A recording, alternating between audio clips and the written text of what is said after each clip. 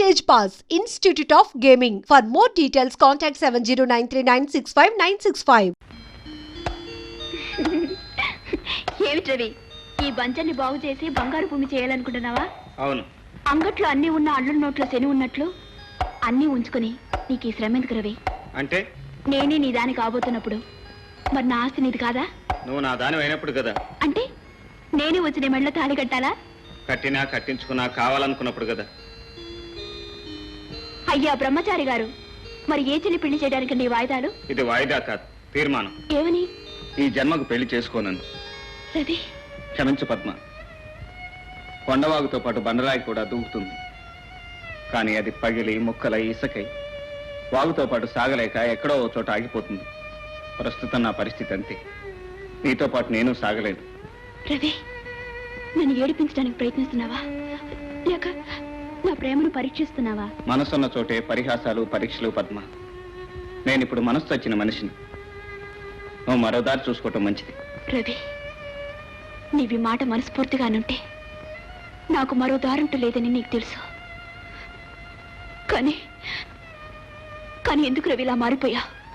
నువ్వు పేదవాడి వెయ్యావని నన్ను చేసుకుని నా ఆస్తి మీద ఆధారపడి బతికితే నలుగురు నవ్వుతారని ఆలోచిస్తున్నావా? నలుగురు అనే మాటలు నేను లెక్క చేయనని నీకు తెలుసు. అయితే ఎందుకు రవి ఆస్తితో వచ్చి నీ మీద ఆడపెత్తనం చెలాయిస్తాననుకున్నావా? నువ్వు అలాంటి దానివి కావని తెలుసు. ఇంకెందుకు రవి, నీకు మనసిచ్చి నిన్నే నమ్ముకుని నీ దాన్ని సుఖపడదామని కలలు కంటున్న నన్ను ఎందుకు దూరం చేస్తున్నావు? దగ్గరయ్యే అదృష్టం ఆ దేవుడు మన నష్టం రాయలేదు కనుక. రవి, క్షమించు పద్మ, నన్ను మర్చిపో.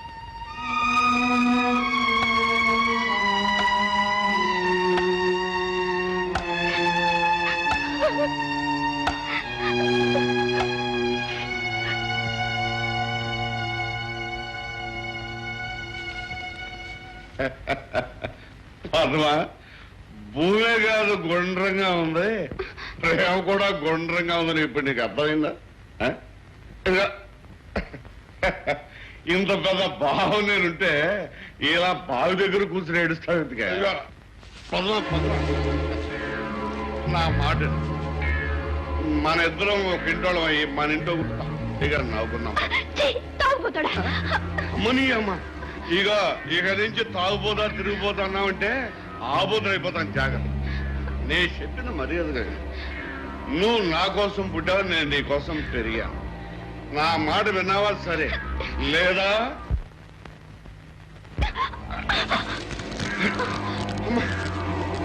అమ్మని అమ్మ, వాడు అన్న తగ్గినా దీని అన్నం తగ్గలేదు. దీని పోరాని పరిస్థితి.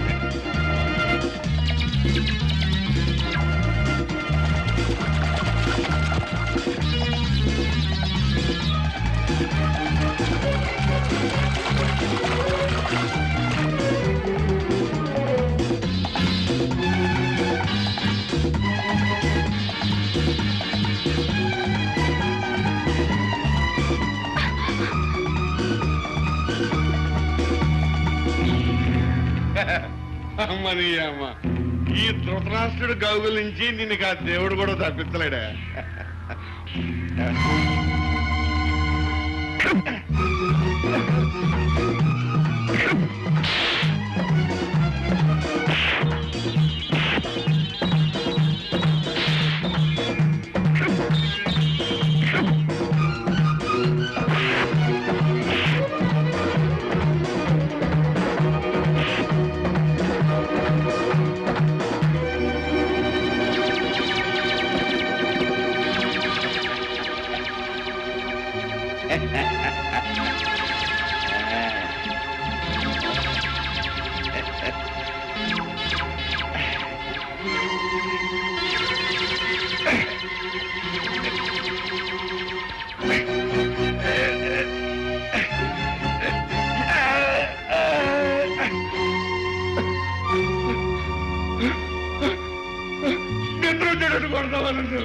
తాగి ఒళ్ళు తెలియకుండా ఉన్నావు కాబట్టి బతికిపోయావు. లేకపోతే ఇవాళ నువ్వు చేసిన పనికి నా చేతిలో చచ్చుండేవాడి.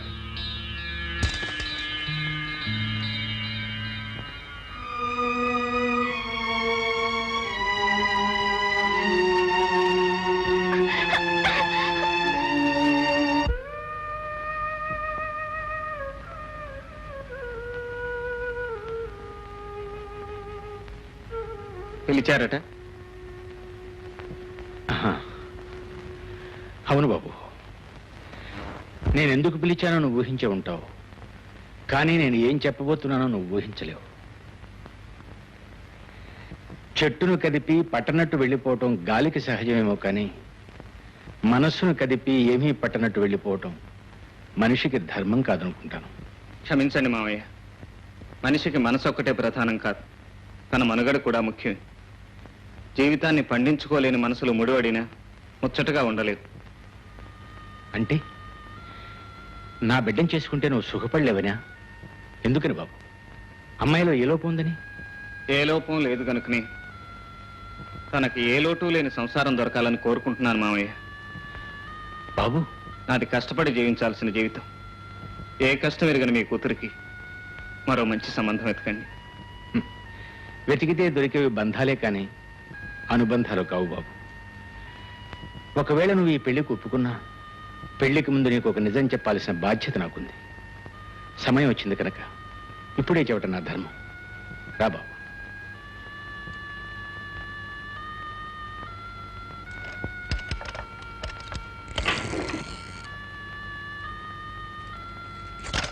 బాబు, ఆపదలో ఉన్న వాళ్ళను, అయిన వాళ్ళను ఆదుకునే బలహీనత నాకుందని నీకు తెలుసు. అందుకని అడిగిన వాడికల్లా లేదనకుండా అప్పులిచ్చాను. తిరిగి నిలదీసి వసూలు చేసే మనస్తత్వం నాది కాదు కనుక అన్నీ పోగొట్టుకున్నాను. ఇవిగో ఇవే కాలదోషం పట్టిన ఆ ప్రామిసరీ నోట్లు. ఇక ఊరుమ్మడి ఖర్చుల కోసం, దాన ధర్మాల కోసం నేను అప్పులు చేయవలసి వచ్చింది. ఇవాళ ఈ ఆస్తి అంతా అమ్మిన అప్పులు తీరవు. ఇది ఈనాటి నా పరిస్థితి. ఈ విషయం అమ్మాయికి తెలిస్తే ఎక్కడ బాధపడుతుందోనని రహస్యంగా ఉంచాను. చూడు బాబు, సవతి తల్లిని, ఆమె పిల్లల్ని తోబుటూల కంటే ఎక్కువగా చూసుకునే నువ్వే నేను తప్ప ఏ దిక్కు లేని నా బిడ్డకు దిక్కు కావాలి. చెప్పు బాబు, అమాయకురాలైన నా బిడ్డకు తోడు నీడగా ఉంటానని ఒక్క మాట చెప్పు.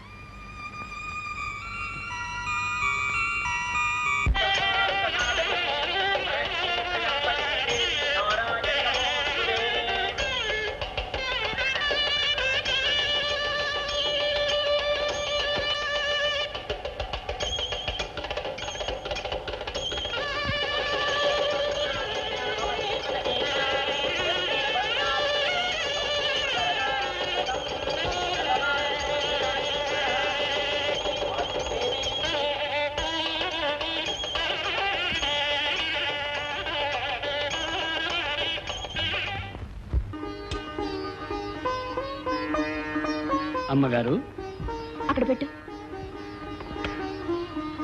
ఏమిటమ్మా ఇవన్నీ? ఏముంది అత్తయ్య, ఇది డైనింగ్ టేబుల్, అది సోఫా, అది స్టీల్ సామాన్లు. ఎలా ఉన్నాయి? బాగున్నాయమ్మా.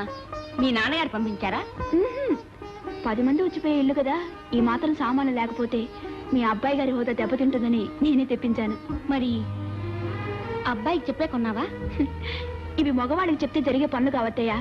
మనం చెప్పినా చూద్దాం చేద్దాం అంటారే గాని ససీమరా పట్టించుకోరు. ఆడవాళ్ళమే ఇంటి హంగు అలంకరణ చూసుకోవాలి, ఆ తర్వాత వాళ్ళు చూసి మురిసిపోతారు. కాదు, నీలాగా ఖర్చు పెట్టే భార్య ఉంటే భర్త మురిసిపోవటం కాదు, మూర్చిపోతాడు. ఇందులో మూర్చిపోయింది ఖర్చేమైందండి? ఇల్లానికి పూలు గాజులు ఎంత అవసరం, ఇంటికి సామాన్లు కూడా అంతే అవసరం. కావచ్చు, కానీ చేతులున్నాయి కదా అని మోచేతి వరకు గాజులు తొడగరు. అంత విపరీతంగా ఏం ఖర్చు పెట్టానండి? Dining table, sofa set, steel సామానేగా. ఏ ఇప్పుడున్న కంచాలా తింటే తిండి వంట పట్టతానా? కింద కూర్చుంటే నామోషేనా? ఇప్పుడు ఎందుకింత దుబారా ఖర్చు చేయవలసి వచ్చింది? ఇంటికి అవసరమైన వస్తువులు కొనటం దుబారా అవుతుందన్న కొత్త విషయం తెలియక, ఇంటి మర్యాద కాపాడటం కోసం ఇల్లాలుగా నేను చేసిన పనిని మెచ్చుకుంటారనుకున్నానే గాని ఇంత ఆశయించుకుంటారనుకోలేదు. ఇంటి మర్యాద ఇల్లాలను బట్టి ఉంటుంది పద్మ, ఇంట్లో ఉన్న వస్తువులను బట్టి కాదు.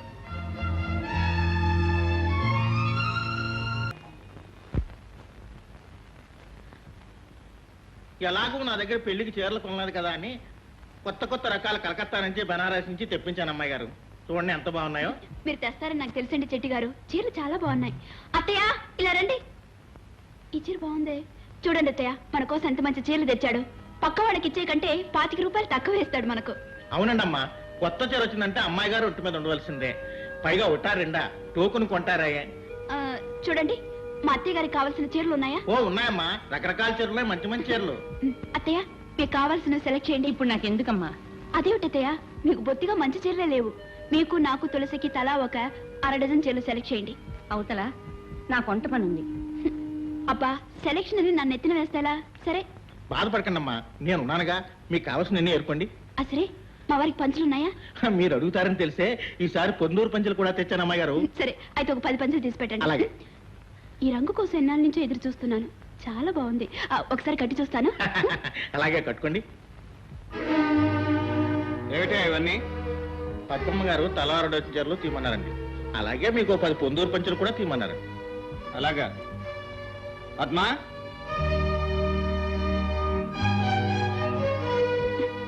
ఏమండి ఈ చీరలో నేను ఎలా ఉన్నాను? పుట్టబొమ్మలా ఉన్నావు. ఏ మీకు ఈ చీర నచ్చలేదా? చీరే కాదు, నీ తీరు కూడా నచ్చలేదు. అంటే బయట ఆ బట్టల సంత ఏమిటి?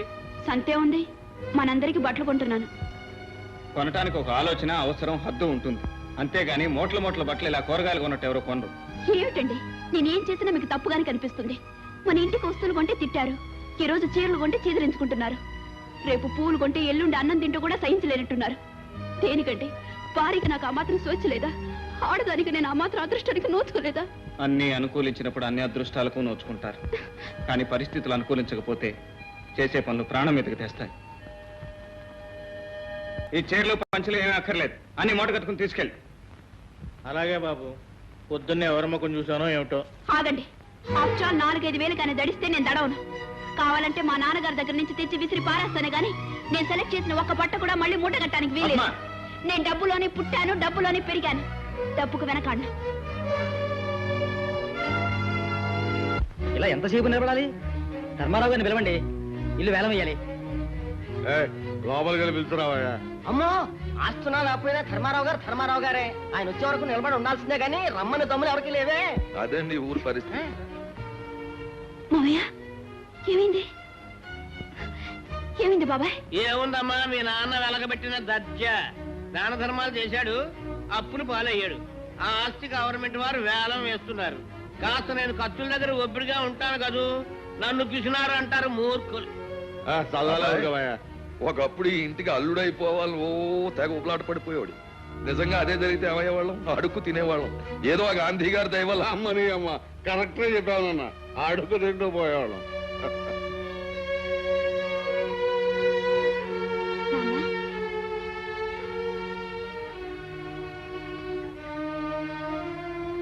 నాన్న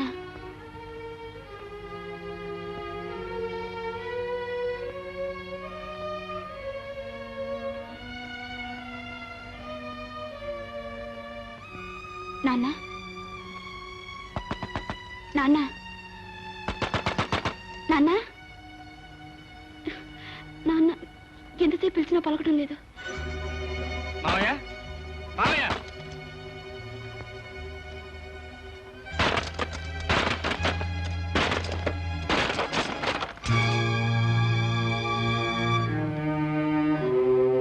నాన్న నాన్న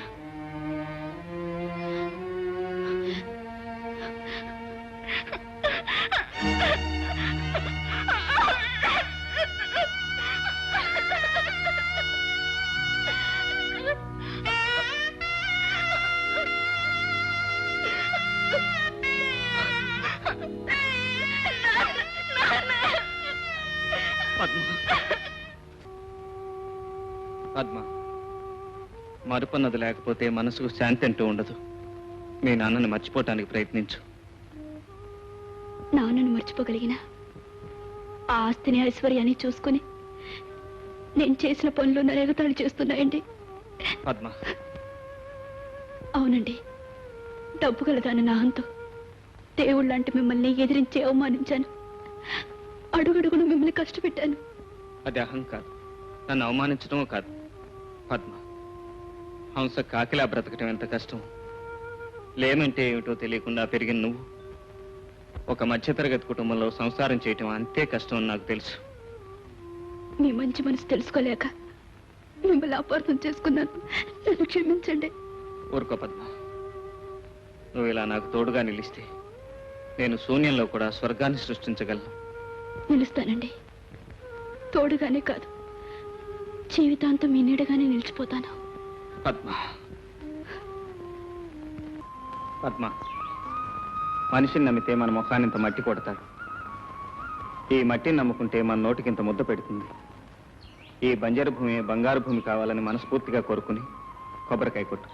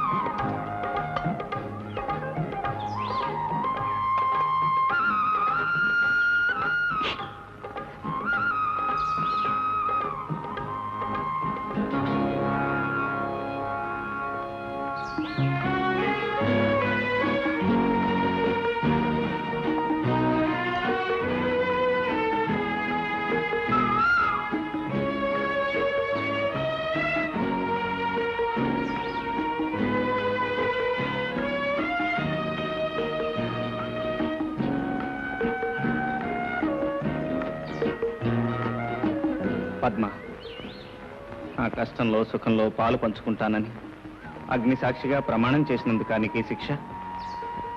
అవును పద్మ, ఇందుకే ఆ రోజు నన్ను పెళ్లి చేసుకోవద్దన్నాను. నాతో 7 అడుగులు కలిసి నడవటానికే నువ్వు ఆరాటపడ్డావు. కానీ లేమితో ఎంత దూరం నువ్వు భారంగా నడవాల్సి వస్తుందోనని నేను భయపడ్డాను. నా భయం నిజమైంది. ఎందుకండి భయం? ఆడది నగలు నాణ్యాలు కొనుక్కున్నప్పుడే ఆనందంగా ఉంటుందనుకుంటున్నారా? భర్త సిరి సంపదలతో తొలితూగినప్పుడే ఆరాధిస్తుంది అనుకుంటున్నారా? లేదండి. భర్త చేతుల్లో ఇలా గోరుముద్దలు తింటంలో ఉండే సంతృప్తి అందరికీ లభించదు. నన్ను ఓదార్చడానికి మాట్లాడుతున్నావా పద్మ? కాదండి. అవసరమైతే రోడ్డుని తోటని కొంటానని అహంకారంతో చెప్పిన పద్మని కానండి నేను.